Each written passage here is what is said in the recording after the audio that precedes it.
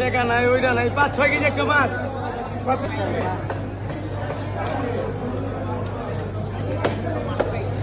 customer দিয়ে দিবার sir এত বড় মাছ বলে 30-40 টাকা নেই আনতে দেখেন সারা লোক সব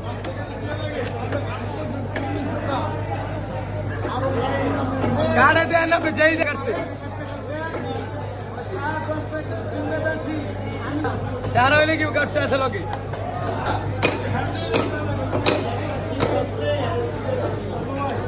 এক প্যাট 5 টাকা যাবো কি সিংমা গেছ থেকে